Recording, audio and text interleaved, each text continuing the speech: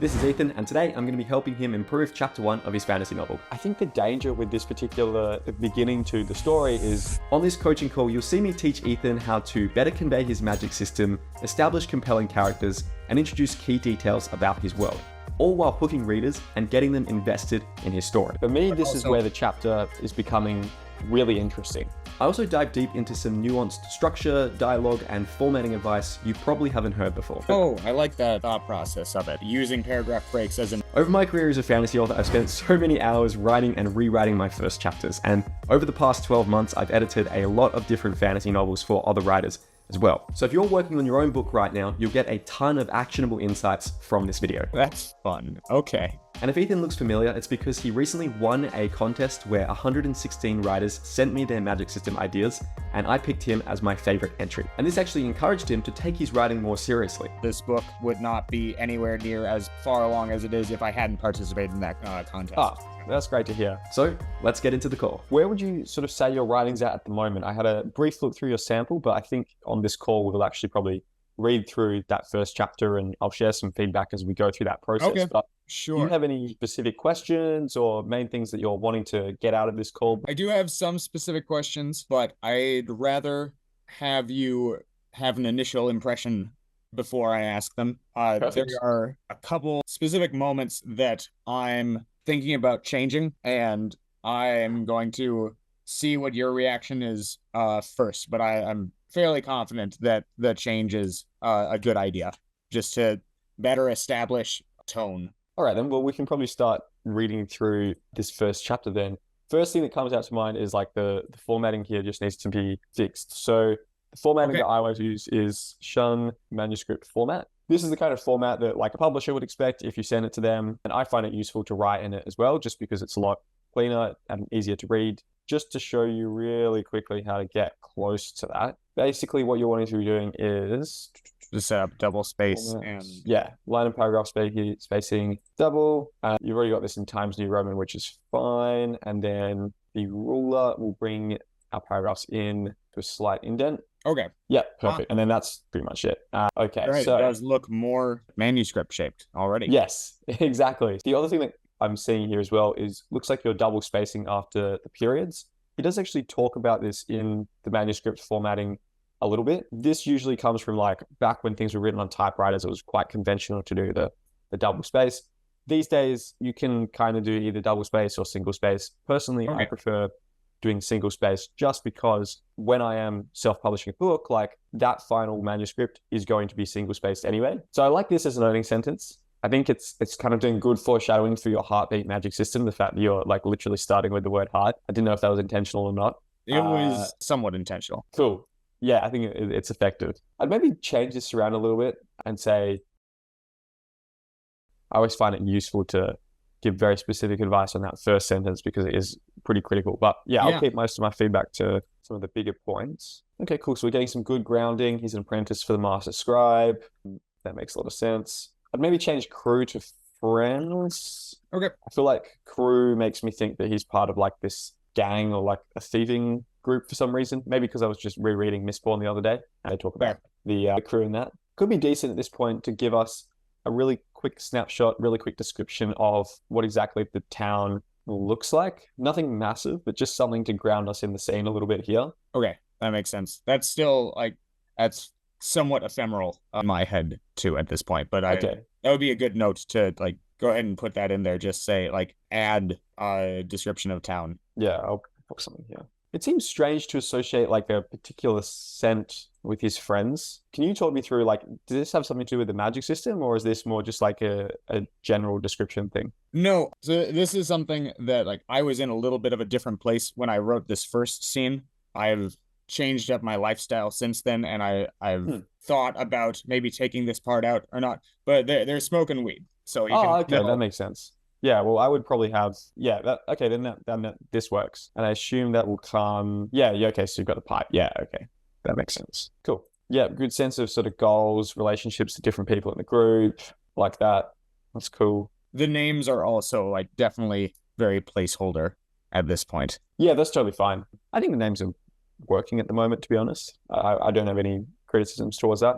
I'm interested in, how substances like this can affect the heartbeat magic system within the world, because I imagine they would be a very easy way to kind of control it and to slow things down. So I like the kind of emphasis that's being put on it. Although, of course, at this point, readers probably don't know exactly what the magic looks like. I'd say here, and this is the reason why I'm being quite specific with a lot of comments on this page is we'll get less specific as we go through, but the principles that I'm sort of talking about, whether it comes to sentence construction or description or whatever, like they're all things that you can then apply further on in the manuscript as you go forward. Yeah, so that makes sense. I think that's smart to get a baseline down. Yeah. So one thing that feels a little bit unclear to me is just this sort of transition between here and then reaching his friends. Okay. It feels like we are missing a sentence where he like walks around the corner or goes past the trees and sees them. There feels like we go from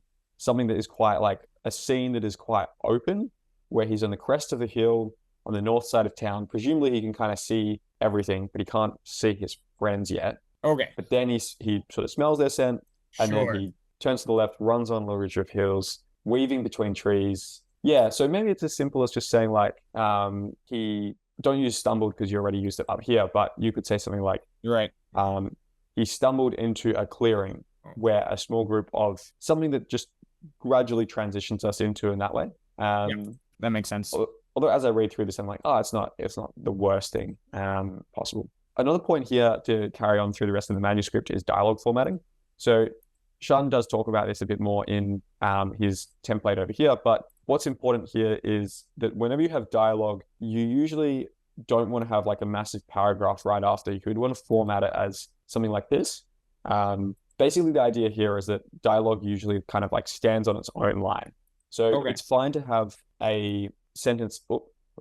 It's fine to have a sentence afterwards if it is attached to the dialogue. So, you made it, Rob said, as he reached behind his immaculate blonde head in a small stretch. But I wouldn't have this sentence here afterwards if we didn't have the said part here. So if it was just Rob reached behind his immaculate blonde head in a small stretch, that would probably need to be a new line, or you could have that as sort of an action beat.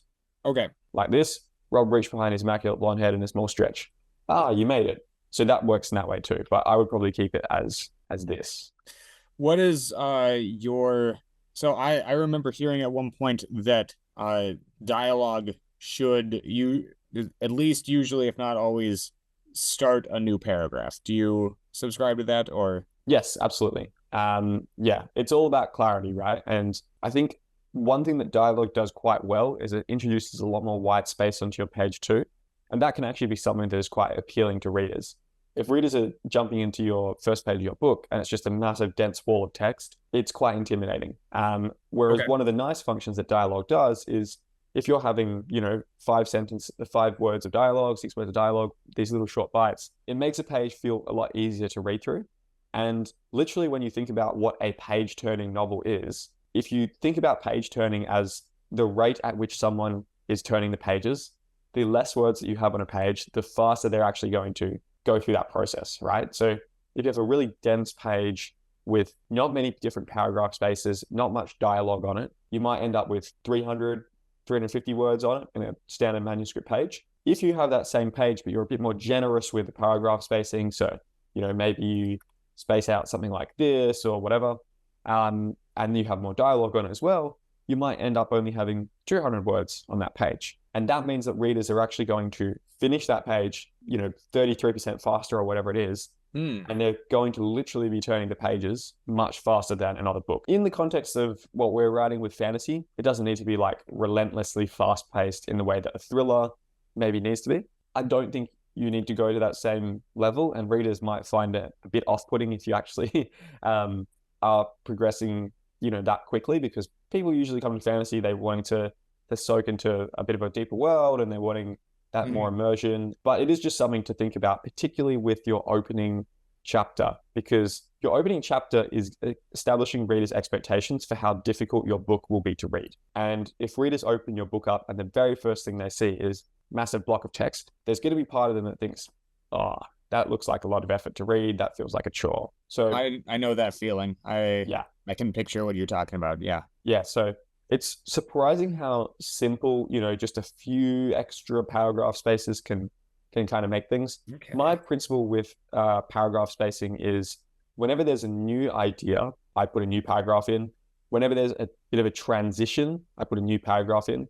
And whenever there's some sentence that is really important for my reader to read, I put a new paragraph in. So, I like that thought process of it. Like using paragraph breaks as an attention grabber. yes, exactly. Because it sort of is an opportunity to kind of like re-engage the reader's attention. And it is surprising sometimes how when you have key information, but it's buried in I suppose your paragraph space is actually pretty good as we go on here. But let's say this big paragraph we've got here, if you've got a very key piece of information, like in this sort of sentence here, there is a non-zero chance that readers, by the time they're sort of getting to the end of the paragraph, they're not paying as much attention as they were at the very start. So often I have found this sometimes with when I have beta readers going through my work, I might bring across a very key detail that they need to know. And then in their notes, they're like, oh, we didn't know this key detail. When did that come up? And it's because it wasn't at the start of a new paragraph. So it's a really weird note. And it is something that is like kind of intuitive to understand when it's necessary. But yeah, I would just be thinking new idea, new paragraph, new setting or a transition, new paragraph. And then if there's something I really, really, really want the readers to make sure they don't miss, new paragraphs, re-engage in that way. Okay. And then, yeah, again, here with the dialogue, you're putting that down here. So this is what I call like an action beat. So you're using like an action from a character to establish that she is then telling this dialogue here. And there's an error there. It's unclear who's talking at that point because he also it's not Sadie who's talking at this point. I think when I was originally thinking that it wasn't, but it would work just fine for her to be the one who said that. But the way you broke it out, it becomes different. So this is good to know. Yeah, there you go. And that's again why it's very important to get the dialogue formatting right, just so that people know exactly who's speaking. And then again here. Okay, so it looks like Rob was speaking in this case. That makes sense. Yeah, originally, although I think it would make sense to change that. Okay. But well, I'll just put a note here. The other thing with this piece of dialogue here as well is whenever there is a name like Rob or Pat in the dialogue, it usually feels a lot better if you put a comma like right after or before. So sure thing Rob versus sure thing Rob. Yeah. Because that's when we're actually speaking in life, we sort of have that little hitch there. And then I would put that after here as well. Pat, did you bring it? And you can see that Google Docs has identified that was a grammatical mistake before. So, obviously there are kind of rules and guidelines for this stuff. And the main thing to keep in mind is, does this make it feel more natural, easier to read, and truer to life? And if you think about the way that, you would kind of address someone, it would be rare that you would say, Pat, did you bring it? You would usually have like, Pat, did you bring it? But there's that emphasis there. And it's very slight, but that's what the comma afterwards is trying to achieve. So do you usually read commas as kind of a pause or an emphasis point? Yeah, that's right. So if you think about it from the perspective of like, if someone was narrating your book, a full stop will be like a full pause, a comma is partial pause, and then the different types of punctuation you have, whether those are em dashes or semicolons or colons, will all have slightly different effects on how that person would kind of emphasize or move through that sentence. Right. So it is just something that, you will get an intuitive grasp of as you go through, but it is worthwhile if you don't feel like you kind of understand it at this point, just reading through a couple of books that you have on your shelf and just actually seeing how they've done it. And I can guarantee you that pretty much all of them will do it in the same way because there are accepted standards and conventions for this as well. I'd be curious to know, he might even discuss it a little bit in here. He probably doesn't. If you really want to go deep with it, you can check out the Chicago Manual of Style, which is the main document that all book editors will use and all publishers will use when they're formatting stuff. So this will basically like walk you through all of the sort of grammatical rules with this. I think I went through it years and years ago, maybe not the whole thing, but it's a very useful guide because the whole purpose behind punctuation is not just to satisfy these arbitrary rules that exist out there. It's to make it easier for readers to go through your story and to make it clearer what's happening. Certainly. Okay, and that's good. I hadn't put a lot of thought towards that particular aspect of it. So yeah, and that's totally fine. Like at this stage in the story, because have you finished the first draft yet, or you're still just writing it? oh no, I'm probably approaching 20%, 15 to 20% complete of the first draft. So Okay.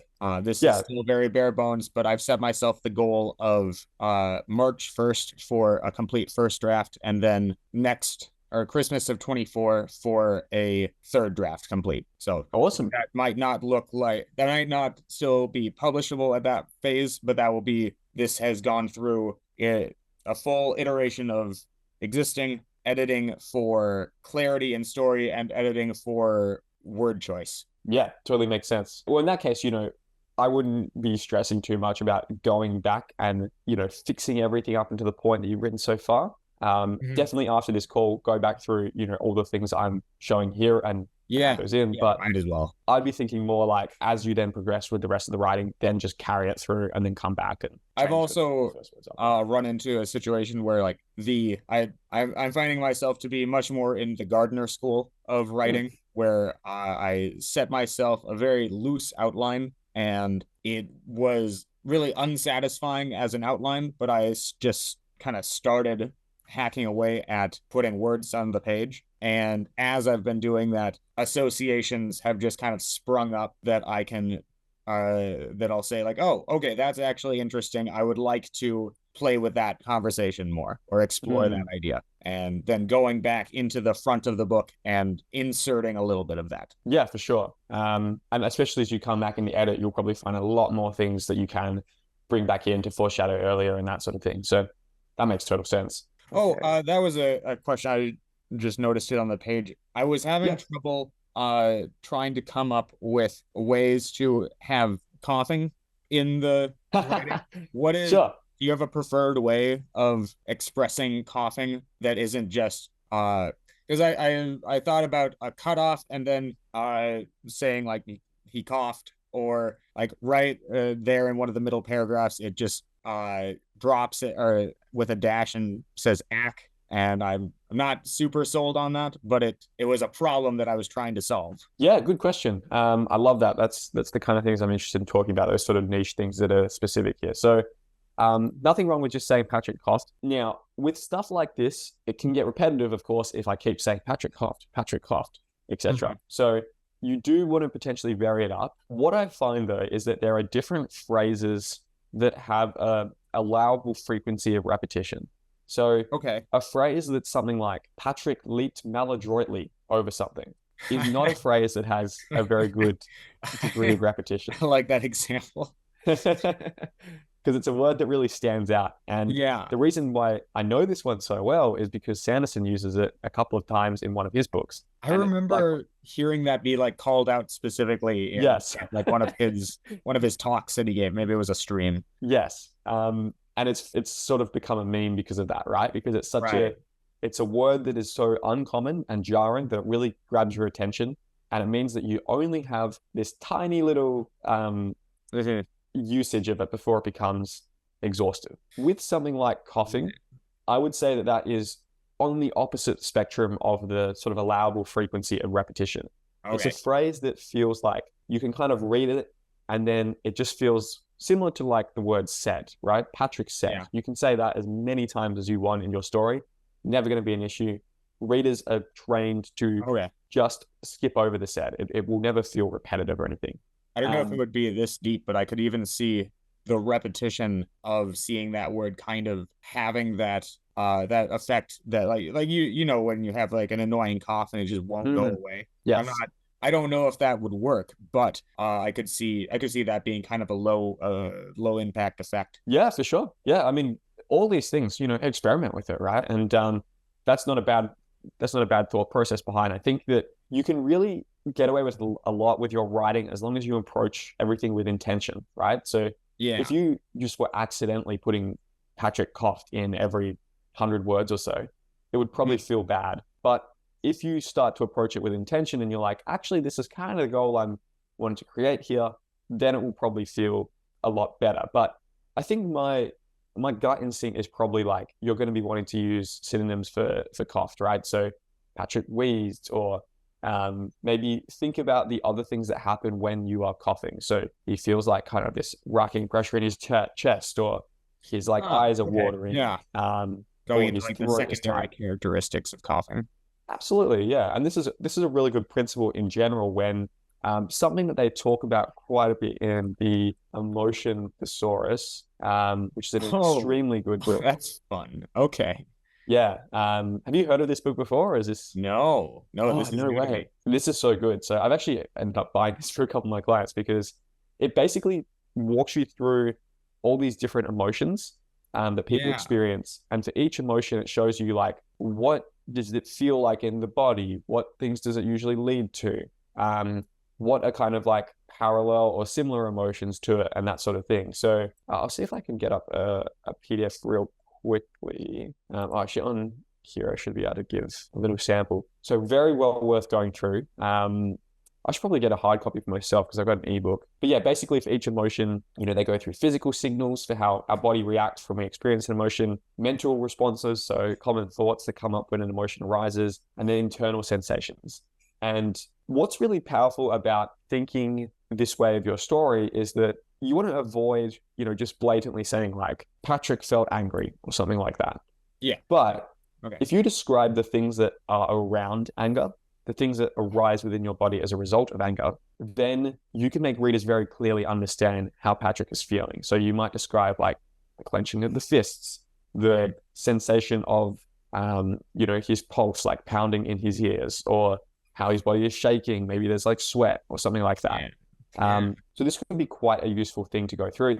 She also talks about sort of the cliche emotions that you want to avoid. So yeah, here's an example: adoration. The act of worship, viewing something as defined. These are all the physical signals that sort of happen when someone is doing it. So lips parting, open body posture, leaning forward, lots of eye contact, that sort of thing. Internal sensations, you have like quickening heartbeat. So this will probably be quite useful for, exactly what you're writing, because your magic system is kind of about like all these different emotions that heartbeat creates. And I don't think I ever said it in my contest entry, but one of the things that I was trying to do was create a charisma-based magic system. There you go. Man, you should have had that in your pitch. That would have been so. That would have. It would have been. Yeah, I don't know. It's like, so this will be something that I think is useful to look into, and then you can see how it sort of escalates to other things as well. So I would definitely recommend checking that out. Yes. Yeah, that was a good suggestion. I'll definitely look into that. Awesome. So back to the question around coughing and different ways to do it. Yeah, I'd be thinking like Patrick coughed. Just think about different ways that you can kind of vary the description. So whether it's coughing, wheezing, and then, like we said, the other things around it. In terms of expressing coughing within dialogue, I find that it's useful. Again, the first chapter is you training the reader how to understand your story, right? So training the reader how to understand your particular way of expressing things and your particular formatting things, that sort of thing. So what I would probably do is, so the first thing is that this is currently looking like a dash, and it needs to be an M dash. So it's a really finicky distinction there, but an M dash is basically this. So it's a little bit longer, because otherwise it looks like the word is day-ac, whereas if you have the M dash, it's day-ac. And then I would probably consider maybe italicizing it like this. Okay.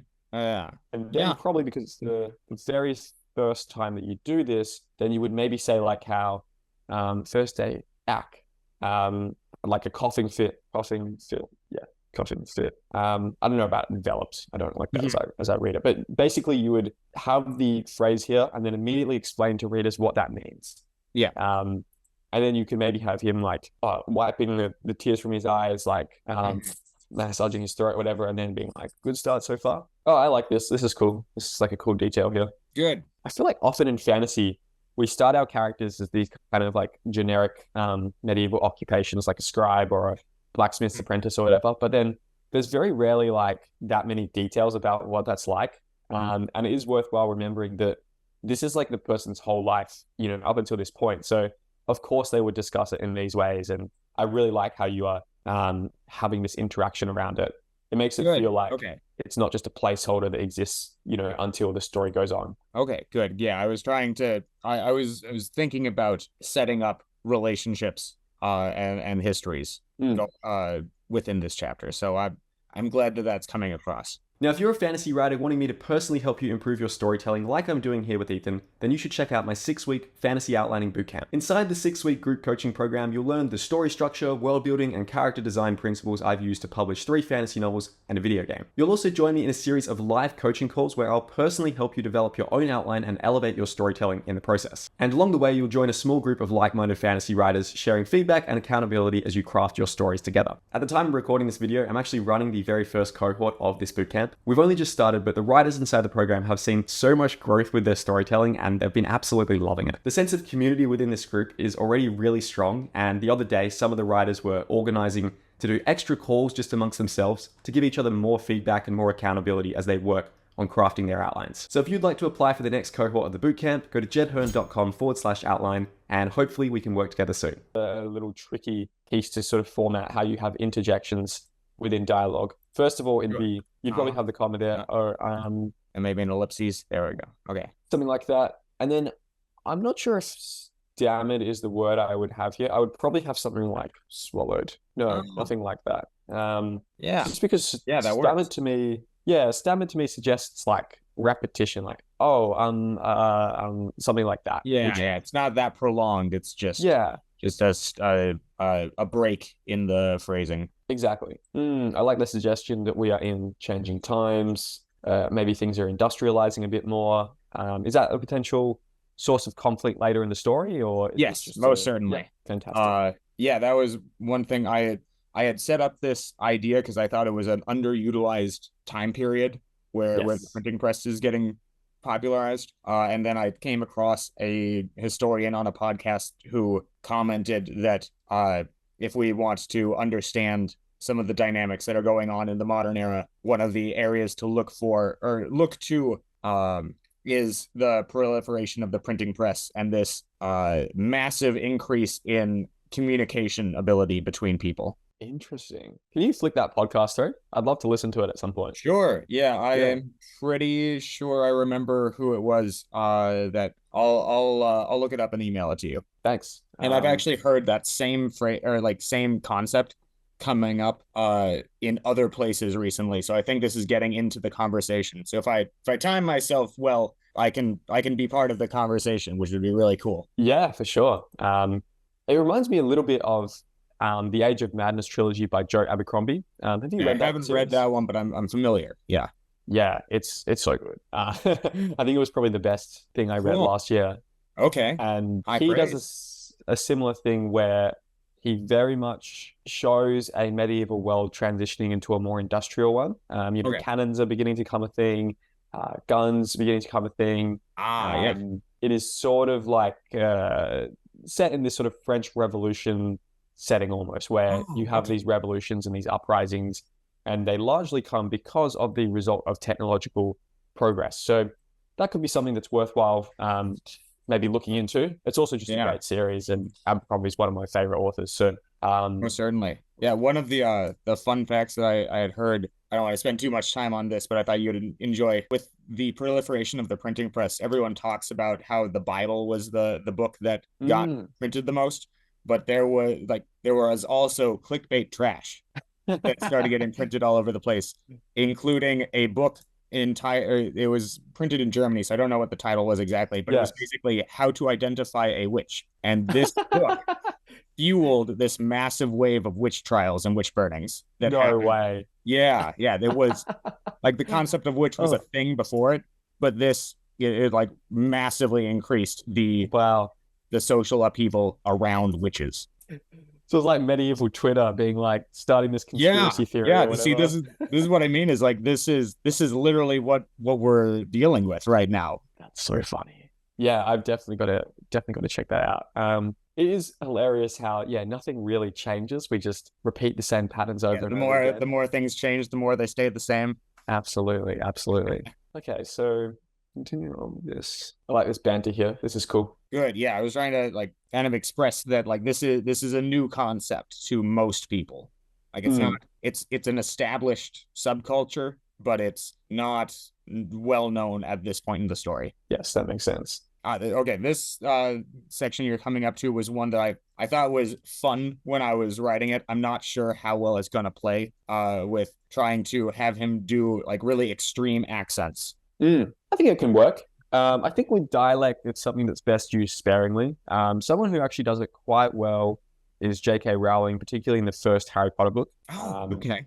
Yeah, if a lot of people forget that, but yeah, like the way that she sort of describes Hagrid speaking has a lot of dialect in it, and it still doesn't feel confusing or anything like that. So I would never just have a little read through some of the initial I'll have to chapters with him. revisit that because I can kind of picture what it is that you're talking about, but I've never noticed it before. So Yes. And that's kind of the exact level you want the dialect to be at. Like you don't necessarily want it to be something that people remember that Hagrid was speaking in that dialect, but also everyone kind of knows exactly how he would be speaking, and it's not just from the movies. It's like from the actual way that he is, presented in dialect within the book. The thought that's coming to mind is more manageable or accessible in British culture because they have a lot of very distinct dialects that everyone is very familiar with. But that's definitely something to keep in mind. I'll have to go back through that and take a look at that. Thank you. Yeah, it's worthwhile studying. So yeah, I think it works. Like I think these guys, they're goofing around. They're having this sort of very light-hearted bonding moment. I think it works from like a structural storytelling perspective. Okay. Is this foreshadowing, some kind of monster that perhaps appears later in the story, or is this just kind of like definitely want to visit them. Cool. I want to visit the second group more than I care about visiting the first group that gets mentioned. Sure. The Boswildern? Yeah. Got it. All I know about the first group is that they exist and that they have that accent. The second group I've actually thought about. They're based heavily on leafcutter ants. Oh, cool. Leafcutter ants. The reason they cut leaves is they bring those leaves and twigs and organic matter down into their nest where they have a colony of fungus that they feed, and they eat the mushrooms that grow off of that fungus. I had no idea. That's pretty cool. Yeah, isn't that cool? Yeah, that's sick. I always wonder what those little guys are doing with the leaves. Very like collectivist group that is like somewhat nocturnal, and I tried to put something in there. I forget how effective I was at getting the extra detail of them being really quality miners and smelters as well, because got it. They ended up kind of becoming kind of a dwarvish offshoot. Yeah, I'm getting that sense, but it feels like there's a few unique angles that you're approaching it with, which is cool. And it, actually, as a side note, I feel like that's a very easy win that you can often do as a fantasy author, is you can take something that is just an elf or something that is just a dwarf, and you can give them a different name and then just change like one or two little things about it, and all of a sudden it does feel a lot more original, and it feels much more like a unique creation. Yeah, good. Yeah, I noticed the connections after I had set it up, but it works very well. It fulfills that like seems to be kind of a pattern that people really like throughout history, of having the triad of humans on the surface, elves in like not necessarily like up or in the mountains, but like in a higher plane, or certainly like seen as above, and then dwarves or something else being kind of the underground version of people. For sure. Yeah, you're right. Like I never thought about it in terms of that triad before, like in terms of their actual height, but that makes a lot of sense. Even within, obviously the construction of them, like usually dwarves are the shortest, then humans, and then elves are usually the tallest. Yeah, I've never had this thought before, but it makes sense now that I'm saying it. There you go. Ethan, you're a literature genius, coming up with all these insights. See, this bodes well. Okay, so I think side note I was going to say, I wouldn't be that interested in visiting the Boswildern if like all of their dialogue is going to look like this, because I think it's fine for a few sentences, but it could get pretty exhausting if it's done like for a whole thing. That makes sense, and I think that would, I don't know, does it work to have like kind of an extreme example and then introduce an example that's less intensely different? I think so. Yeah, because this is it's like when you do an accent of another culture, like you might do a more extreme example because that's what you have in your mind. But when you actually visit them, it's like, oh, it might be more similar than you were expecting. Something that this reminds me of as well is I would suggest revisiting the prologue from The Name of the Wind, because that does quite a good job of being just a group of people sitting around in a tavern, chatting about myths, chatting about stories in different places. I think the danger with this particular beginning to the story is it can feel a little bit rambling and unfocused, and the reader can be there thinking, what is the point of all this? I don't Honestly, think that's as the writer, I was sitting here thinking, what is the point of all this? So yeah, exactly. So I think that there's usually there needs to be some sort of through line that comes in here. And with The Name of the Wind, the through line there is they are all talking about this magician, Tiborlin, who knew the name of the wind and basically used it to escape this prison. And then everyone else is like, oh, that's a myth. I am familiar with that blah, one. blah.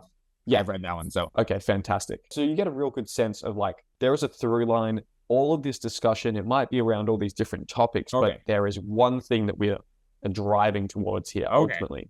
So there's a bit of a tone change that's about to come up. So I can definitely I'll keep reading it earlier that will foreshadow that better. No, that's fine. I'll keep reading and I'll get the comments on that. Yeah, that's cool. I like this.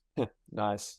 So with a song like this, I would usually suggest formatting it so that it's in a different paragraph and italicized. That makes sense. And it's coming. It feels like it's coming on a little quick here on a reread, but I'm not. I'll have to play with that. What do you mean coming on a little quick? Oh, like it just. Well, maybe not, because they have been talking about songs. So and I don't mind it. I think this works fine. Okay, yeah, and it is an active attempt to kind of like control the mood. So maybe it makes sense that it just happens with very little preamble. For me, this is where the chapter is becoming really interesting. Oh, really? Okay. Yes. So I think this is working well. I'd almost be curious. The great thing with your first chapter, right, is because it is usually quite short, you can experiment with a few different approaches to it. And I would even be thinking about just copying the first chapter into 3 or 4 different documents and then just playing around with seeing if I bring this point here that I've highlighted, what happens if I try to, cut some of the earlier stuff and bring this in sooner? You need to have a certain base level of bonding between them. I think that the banter between all the friends, it should end with like Darren and Rob like getting into this like little lighthearted scuffle, and talking about the how do you say them? Mysamen? I think I was thinking Mycamen, but I get Mycamen. Oh yeah, that makes sense. So I think that's all good. I would maybe be looking through, some of the earlier sections and maybe trim be thinking, like what is and it's just useful to always be asking yourself, what is the shortest version of this? What is the longest version of this? Some exercise that I usually do when I'm outlining my books is like, if I had to write this novel and it had to be 50% of the length I think it will be, how would I do it? If I had to write it and it had to be 200% of the length I think it's going to be, how would I do it? And the point of these exercises is not so much to really shorten your book or really lengthen it, but just to give you a sense of what is essential to this story. What are the core aspects that cannot be cut? And then also, if I was to extend it, what areas feel like they could use more detail, or what parts of this world or these characters could I explore further? So I would challenge you to try to come up with like the shortest possible version of this chapter. My suspicion of how you could do that is you could pretty much, as soon as they start smoking here, you could probably pretty much get them right into the conversation about the Mycamen if you wanted. I'm not saying that this is the approach you should use, but just if you were trying to use the shortest possible version, you could have Patrick arrive and basically have him arrive at a moment where he's interrupting one of their stories about the Mycamen. So he's like, what did I miss? Oh, we were just talking about the Mycamen. Oh, those people, myths, like blah, blah. Well, I hear they do. And that's kind of the short way to do that. But I don't think it's working. Okay. I could see how to weave in the profession. Yeah, for sure.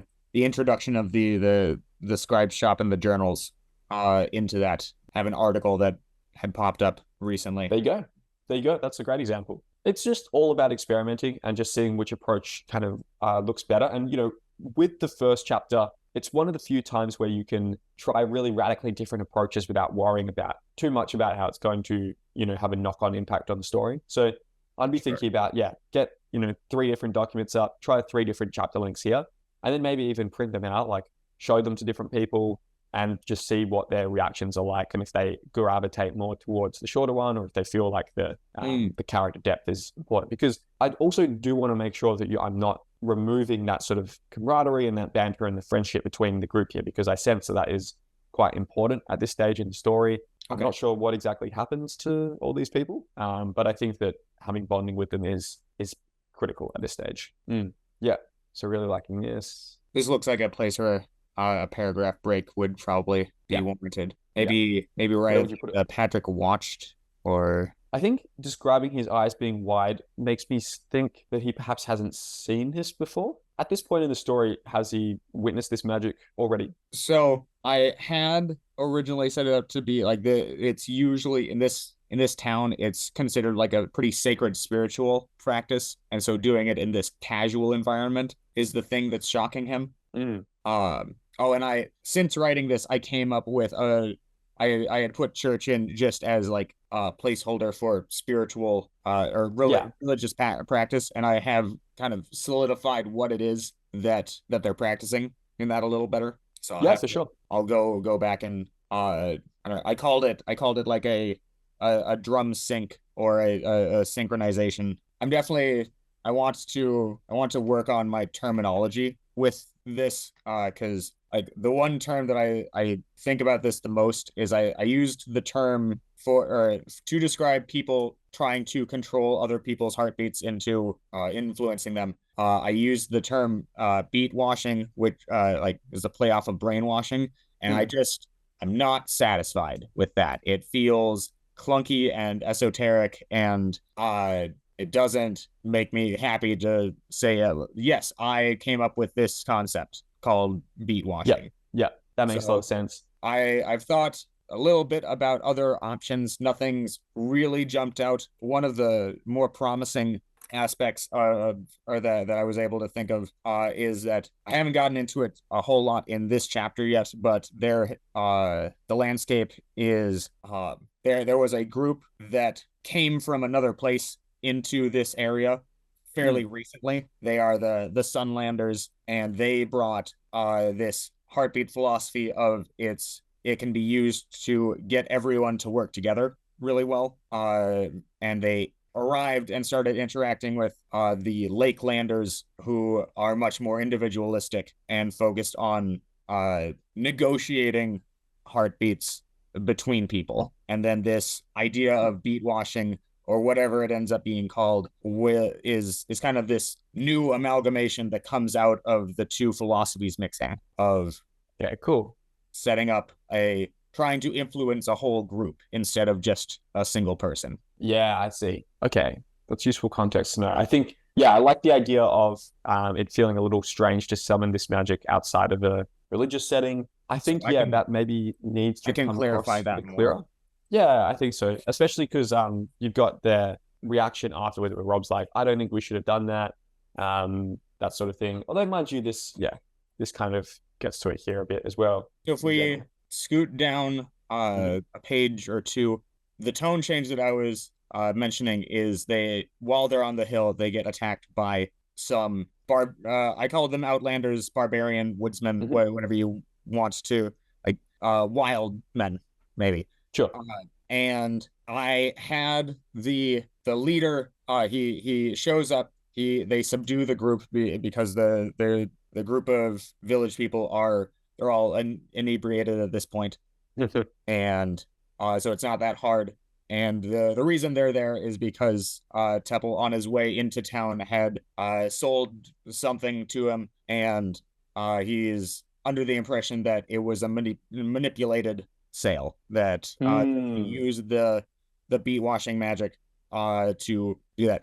And his one of his lieutenants is like acting a fool, and the leader kills him, and it's supposed to be this kind of trauma point that really like solidifies this night in everyone's minds and sparks a change in attitude in all of them. But I'm not sure that the death is necessary, and it I don't know if that's the tone that I want to set here. And also I named the lieutenant and I liked the name that I gave him, and I don't want to be done with that one. So well, if you just like the name, you can always just change that around and give it I could another character. Okay, so the tone shift here, I suppose it depends, like, where do you want this story going next? Because as I was reading through this scene of a bunch of young friends just like happily laughing in the forest, one of the first things I was thinking is how long until all these people get killed, and it sets Patrick off on, you know, his arc or whatever. So what kind of happens as a result of the death? So they're all shaken, and it kind of like it fractures the group. Rob, the landlord's son, starts to get really obsessed with following rules and controlling things to make sure that nothing like that happens again, because he sees the fact that they were misbehaving as the reason that they got into that situation. So it'll make him less trusting. Patrick was going to like feel shaken, but like feel like he glimpsed something more interesting than the life he expected to live, and it's gonna like push him to explore more. The other two are less certain, but the ending conclusion of this scene is that Teppel gets run out of town because the rest of the townspeople see him as the reason, understandably so, that the Outlanders showed up. And so that's going to become like also a kind of a point of contention, is that this guy that was like, I wanted to do kind of a flawed mentor figure where he is a source of wisdom, but he also like does cause some of the trouble himself. Who is that mentor figure? That's not Patrick? The Teppel. That was kind of the idea I was going for. That was he's not from around there. He's just passing through, and he's hanging out with the youths. Oh, okay. Wait, so Patrick's local. Teppel was the one. Oh, Teppel. Oh, okay. Here we go. Okay, that's interesting. I didn't really get a sense of Teppel being much older than them or different from this group. So that is something. That's something to work on then. Yeah, to work on. I guess you've got it. Now that you've mentioned it, I see it here, but I come from a long ways off where rhythms are more. I actually think there's a cool dynamic to be done there where perhaps Teppel is the one who's sort of telling the stories about the Micah Man or something. Like he's the one that is, you know, he's from afar, like he's traveled, he's got these stories and he's got this wisdom, and everyone has kind of come here to listen to him talk. Like, I think that's a dynamic that I actually really like, and I think makes a lot of sense if he is to become a mentor figure. One thing that might be worthwhile considering is if you set up a little bit of opposition between Teppel and Patrick at this point in the story, like maybe Patrick doesn't believe all the stories that Teppel's telling, or he finds him insufferable, or I don't know, something like that, then perhaps it's a more satisfying arc when he eventually becomes his mentor and they kind of become, in that relationship, I suppose. That could be one thing to consider. I think the most important thing will just be more clearly establishing that Teppel is a bit older than the rest of them, or isn't exactly from here. Maybe, depending on how different he is, maybe describing like differences in his appearance compared to the rest of the characters. But mostly it'll come across in the sense of like, he's this person who's come in from afar and they're all gathered here to listen to him chat and to ask him questions about the world outside the town. And then that also sets up a good promise that later in the story, we are going to go outside the town and we're going to explore a bit more of this world, which I presume you do. Yeah.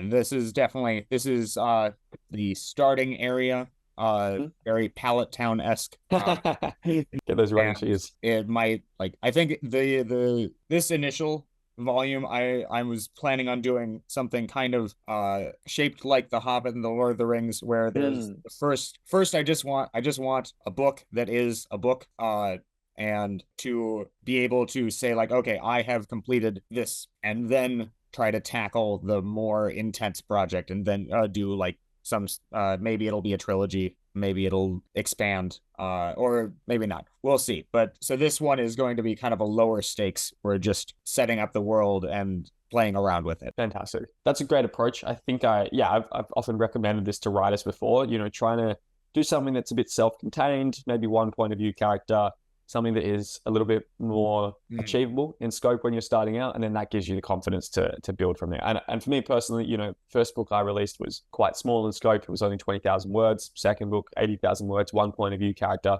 And then over time, like, you can work up as you, if you want to progress between different things. But yeah, that sort of brings us to the end today, Ethan, but really great to chat to you about the story. And I'm excited to see where this shapes up.